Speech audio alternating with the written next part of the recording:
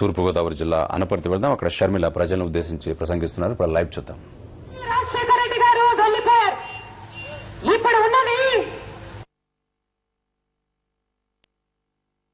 కాంగ్రెస్ ప్రభుత్వం, కిరణ్ సర్కార్. ఇప్పుడున్న కాంగ్రెస్ ప్రభుత్వంతో ప్రజలంతా అల్లాడిపోతున్నారు. రైతులకి నీళ్లు లేక, కరెంటు లేక, మద్దతు ధర లేక వేసిన ప్రతి పంటలోనూ నష్టం వస్తుందమ్మా, అప్పులు పాలైపోయామమ్మా అని ప్రతి గ్రామంలో ప్రతి రైతు చెబుతూనే ఉన్నాడు. ఇక మహిళలు, పేదలైతే అమ్మా అన్ని ధరలు పెరిగిపోయాయి, అన్ని ఛార్జీలు పెరిగిపోయాయి, అన్ని ఖర్చులు పెరిగిపోయాయి, బ్రతుకు భారమైపోయింది తల్లి, పిల్లల్ని కూడా స్కూలుకు పంపించకుండా కూలీకి తీసుకెళ్తున్నాము, కూలీ డబ్బులు రాకపోతే 2 పూట్ల కూడా ఇల్లు గడిచే పరిస్థితి లేదు తల్లి అని చెప్పి ప్రతి మహిళ బాధపడుతూనే ఉంది. ఇప్పుడున్న కిరణ్ సర్కార్ లో ఫీజు రీయింబర్స్మెంట్ కుంటుపడింది, ఆరోగ్యశ్రీకి జబ్బు చేసింది, 108, 104 కనుమరుగైపోయాయి, పక్కా ఇళ్ల పథకానికి పాడిగట్టింది ఈ కాంగ్రెస్ సర్కార్. ఒక పెన్షన్ లేదు, ఒక కొత్త పెన్షన్ లేదు, ఒక కొత్త రేషన్ కార్డు లేదు. రాజశేఖర రెడ్డి గారు ఇచ్చే రేషన్ కార్డులు కూడా, ఇచ్చే పెన్షన్లు కూడా తొలగిస్తుంది అంటే ఈ కిరణ్ సర్కార్ కు మనసు, మానవత్వము ఇంతైనా లేదని అర్థమవుతూనే ఉంది. రాజశేఖర రెడ్డి గారు ఎన్నో ప్రాజెక్టులను తలబెడితే ప్రతి ప్రాజెక్టుని అట్టకెక్కించింది ఈ సర్కార్. రాజశేఖర రెడ్డి గారు బతికే ఉంటే పుష్కర ఎత్తిపోతల పథకము ఈ పాటికి పూర్తయిపోయేది. ఈ ప్రాంతానికి ఈ ప్రాంతానికి సంబంధించి రాజశేఖర రెడ్డి గారు ఆ పథకాన్ని రూపొందించి 1,20,000 ఎకరాలకి నీళ్లందించారు. ఆయన బ్రతికే ఉంటే మిగిలిన పనులు కూడా అయిపోయి ఇంకొక 60 ఎకరాలకు నీళ్లు అందేది. ఆయన వెళ్లిపోయిన తర్వాత ఈ సర్కారు ఇక్కడి నుంచి తీసి ఒక పని అక్కడి నుంచి పెట్టిన పాపాన పోక అన్ని పనులు అట్లే ఆగిపోయాయి. 60 ఎకరాలకు నీళ్లు కూడా అలాగే ఆగిపోయాయి. ఇప్పుడున్న కిరణ్ సర్కార్ లో వీరి నిర్లక్ష్యం వల్ల, మన కిరణ్ కుమార్ రెడ్డి గారి నిర్లక్ష్యం వల్ల ఎక్కడా కరెంటు లేదు. రైతులకి రాజశేఖర రెడ్డి గారు బ్రతుకుంటే ఈ రోజు 9 గంటలు ఉచిత విద్యుత్ ఇచ్చేవాడు. 9 గంటలు కాదు కదా, కనీసం రాజశేఖర రెడ్డి గారు ఇచ్చి చూపించిన 7 గంటలు కాదు కదా, కనీసం 3 గంటలు కూడా ఈ సర్కారు రైతులకి కరెంట్ ఇవ్వలేకపోతుంది. అది కూడా 3 గంటలు వరుసగా ఇవ్వరు. దాన్ని ముక్కలు చెక్కలు చేసి వారికి ఎట్లా 3 అంటే అట్లా, ఒకసారి అర్ధగంట, ఒకసారి గంట, ఇంకోసారి గంట ఇస్తారు. పగలిస్తారో రాత్రి ఇస్తారో కూడా ఎవ్వరూ చెప్పలేరు. రాత్రిళ్ళు కూడా ఇళ్లలో కాకుండా చేళ్లలో పడుకుంటున్నామమ్మా, పాములు తేళ్లు తిరిగే సమయంలో ప్రాణాలు అరచేతిలో పెట్టుకుని పడుకుంటున్నామమ్మా, తీరా అంతా చేసినా వాళ్ళు ఇచ్చే నీళ్లతో చేను మొత్తము ఎప్పుడు తెరవదు తల్లి, సగం దిగుబడి తగ్గిపోయింది అని ప్రతి రైతు బాధపడుతూనే ఉన్నాడు. ఇక గ్రామాలలో, మున్సిపాలిటీలలో, ఊర్లలో కరెంటు ఎక్కడా ఉండడం లేదు. మార్చి నెలలో పరీక్షలుంటాయని ఇంగితం కూడా లేకుండా అప్పుడు కరెంట్ ఇవ్వలేదు. మే నెలలో ఎండలుంటాయని ఇంగితం లేకుండా అప్పుడు కరెంట్ ఇవ్వలేదు. ఈ కాంగ్రెస్ సర్కారు ఎప్పుడూ కరెంట్ ఇవ్వడం లేదు. పరిశ్రమలకైతే నెలకు 12 రోజులు పవర్ కట్టే. కిరణ్ కుమార్ రెడ్డి గారు చెప్పారు, నేను 66 లక్షల కోట్లు పెట్టుబడులు తెస్తాను, 35 లక్షల ఉద్యోగాలను కల్పిస్తాను అన్నారు. ఈయన మాటలైతే కోటలు దాటాయని గాని చేతుల మటుకు గడప కూడా దాటవు. ఈయన గారి నిర్లక్ష్యం వల్ల వేల కొద్ది పరిశ్రమలు మూతపడిపోయి ఇప్పటికే 20 లక్షల మంది కార్మికులు ఉద్యోగాలు కోల్పోయి రోడ్డున పడ్డారు. కిరణ్ కుమార్ రెడ్డి గారి నిర్లక్ష్యం వల్ల అన్ని ధరలు పెరిగిపోయాయి. ఎరువుల ధరలు ఇప్పటికి 10 సార్లు పెరిగాయి. ఆర్టీసీ ధరలు ఇప్పటికి 3 సార్లు పెరిగాయి. గ్యాస్ ధర 305 రూపాయలు ఉన్నది 440 రూపాయలు అయింది. అది కూడా సబ్సిడీ ఉంటేనే. సబ్సిడీ లేకపోతే ఒక్క గ్యాస్ సిలిండర్ కొనాలంటే 1000 రూపాయలు పెట్టాలి. మున్సిపల్ ట్యాక్సులు అయితేనేమి, వ్యాట్ ట్యాక్సులు అయితేనేమి అన్ని పెంచేసింది కిరణ్ సర్కార్. కరెంటు బిల్లులైతే ఏకంగా 30,000 కోట్ల రూపాయలు ప్రజల నెత్తిన మోపి వారి రక్తం పిండైనా సరే వసూలు చేయాలనుకుంటుంది ఈ కిరణ్ సర్కార్. ఈ కరెంటు బాధడికి నిరసనగా, ఈ అన్యాయమైన పరిపాలనకి వ్యతిరేకించి, ఈ ఛార్జీలకు మోతను వ్యతిరేకించి అన్ని ప్రతిపక్ష పార్టీలు కలిసి అవిశ్వాస మన చంద్రబాబు గారు ప్రధాన ప్రతిపక్ష నాయకుడు ప్రజల పక్షాన నిలబడకుండా తన 2 చేతులు అడ్డం పెట్టి ఈ ప్రభుత్వం మీద ఈగ కూడా వాడడానికి వీల్లేదని విప్పు జారీ చేసి మరి ఈ దుర్మార్గపు కాంగ్రెస్ ప్రభుత్వాన్ని కూలిపోకుండా కాపాడాడు.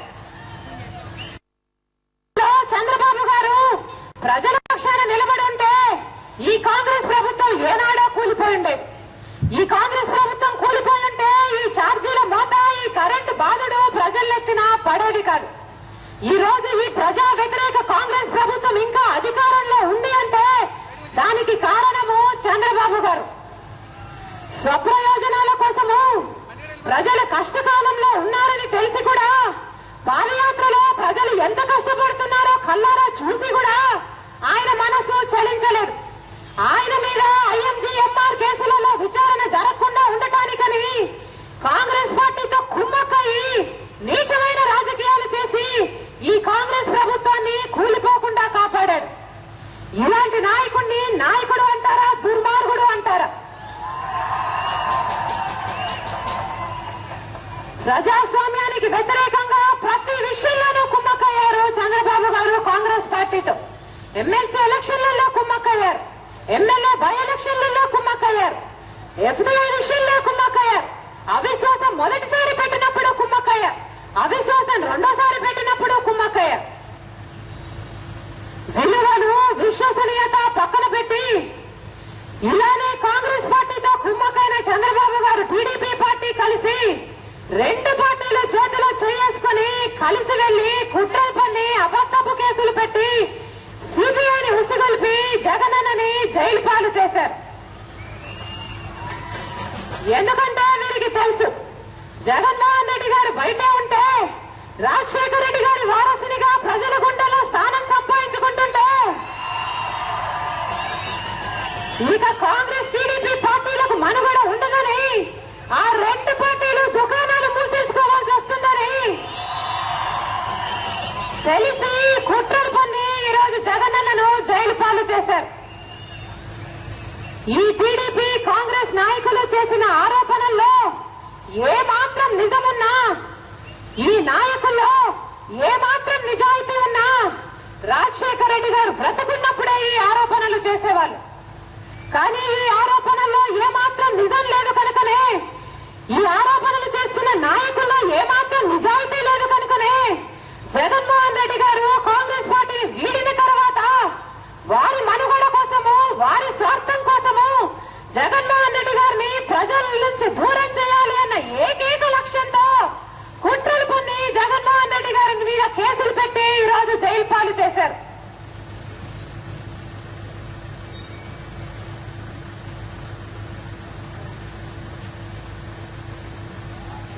జగన్మోహన్ రెడ్డి గారి మీద పెట్టింది కేవలము ఒక పొలిటికల్ కేసు, అంటే ఒక రాజకీయ కేసు. రాజకీయ కేసు తప్ప మరోటి కాదు.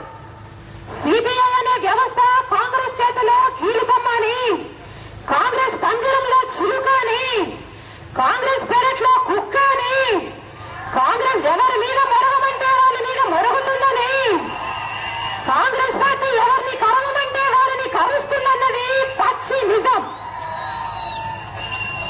ఇప్పటికీ జగన్మోహన్ రెడ్డి గారి మీద ఉన్న ఆరోపణల్లో ఏ ఒక్కటి రుజువు కాలేదు. జగన్మోహన్ రెడ్డి గారి మీద ఉన్నది కేవలము ఆరోపణలు, అభియోగాలు మాత్రమే. చివరికి ఈడీ అటాచ్మెంట్లు, ఈడీ కోర్టు ధృవీకరించింది అంటున్న విషయాలు కూడా ఈ ఆరోపణలు ఆధారం చేసుకుని, కేవలము ఆరోపణలు, అభియోగాలను ఆధారం చేసుకుని ఇలా జగన్మోహన్ రెడ్డి గారిని 7 ఏడాది పాటు జైల్లో ఉంచడము న్యాయమేనా?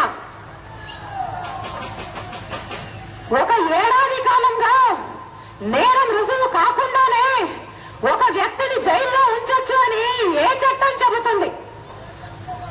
ఒక వ్యక్తిని దోషి అని నిర్ధారణ చేయకుండానే 7 ఏడాది కాలం పాటు ఆ వ్యక్తిని జైల్లో పెడితే మరి ఆ వ్యక్తిని దోషి అని నిర్ధారించకుండానే ఆ వ్యక్తికి శిక్ష వేసినట్టు కాదా? తీరా జగన్మోహన్ రెడ్డి గారు నిర్దోషి అని తేలిన తర్వాత జగన్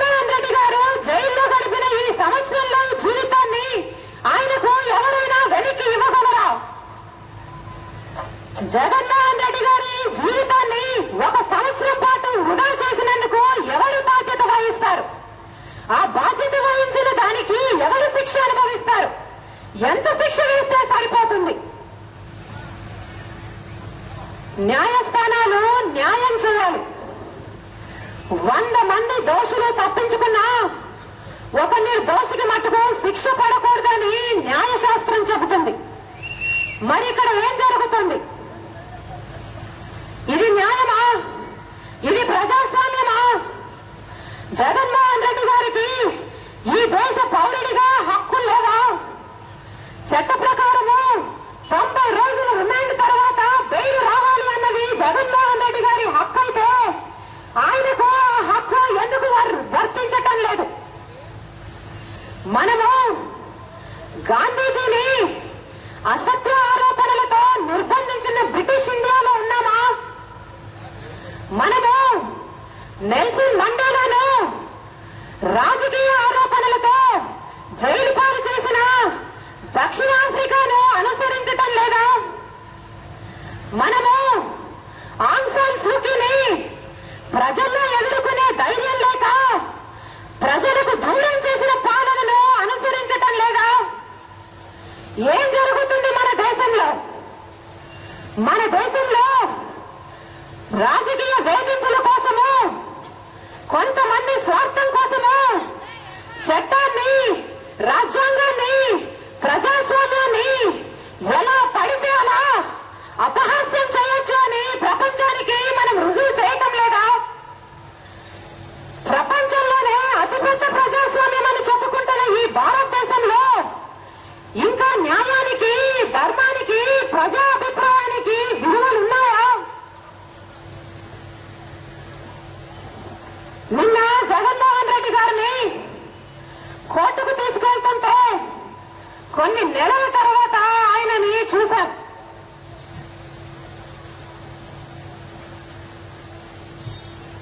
జగన్మోహన్ రెడ్డి గారికున్న ఒక నిర్దోషికున్న గుండె నిబ్బరాన్ని చూశాం. ఆయనకి దేవుని మీద ఉన్న నమ్మకాన్ని చూశాం. ఒక తల్లి కడుపు కోతని చూశాం. ఒక భార్య ఆవేదనని చూశాం. ఎమర్జెన్సీని తలపించాలో ప్రజల్ని అడ్డుకున్న పోలీసుల ఓవరాక్షన్ని చూశాం. చూసిన ప్రతి గుండె బరువెక్కింది. చూసిన ప్రతి గుండె దేవా ఈ కుట్రలు ఇంకెన్నాళ్ళు అని దేవుని మటుకు ఖచ్చితంగా చెబుతున్నాం.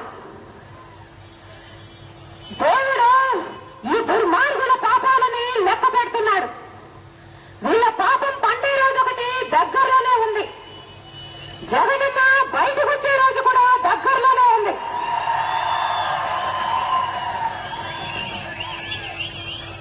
పది మంది బలహీనులు కలిసి ఒక బలవంతుని కొట్టొచ్చేమో కానీ ఈ చంద్రబాబు గారు, కాంగ్రెస్ నాయకులు లాంటి గుంతనక్కలు 100 మంది వచ్చినా సింహం లాంటి జగనన్నను ఏమీ చేయలేవు.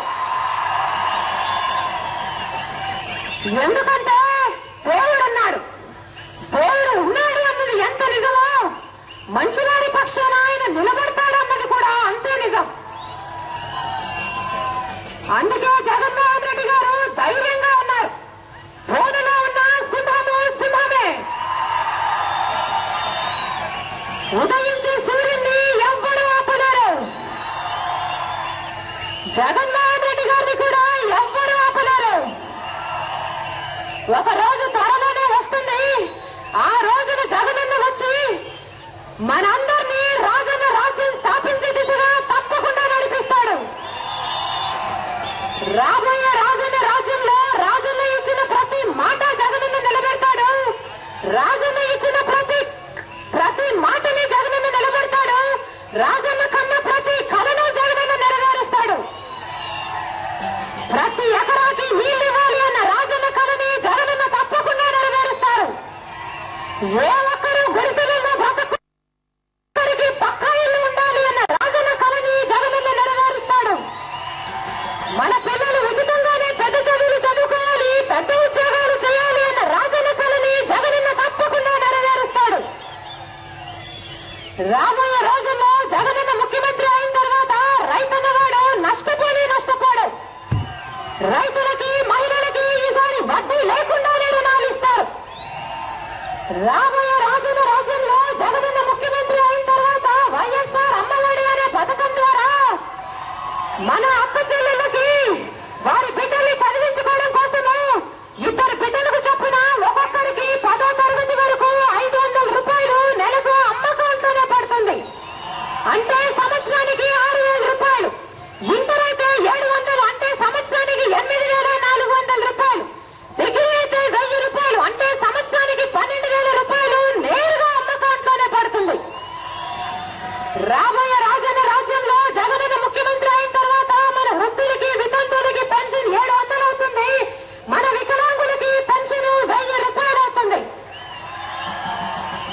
రాబోయే రోజులు మంచి రోజులు, తప్పకుండా ప్రతి ఇంట్లోనూ సంతోషం నింపే రోజులు. ఆ రోజు వచ్చేంత వరకు మీరందరూ జగనన్నను ఆశీర్వదించాలని, వైఎస్ఆర్ పార్టీని బలపరచాలని, మాతో కలిసి కదం తొక్కాలని మా ప్రార్థన. మీ పనులు మానుకొని మా కోసం సమయం చేసుకుని వచ్చినందుకు, మీ ప్రేమకు, మీ అభిమానానికి, మీ ఆప్యాయతకు, మీ అనురాగానికి శిరస్సు వంచి చేతులు జోడించి మనస్ఫూర్తిగా నమస్కరించుకుంటున్నాం.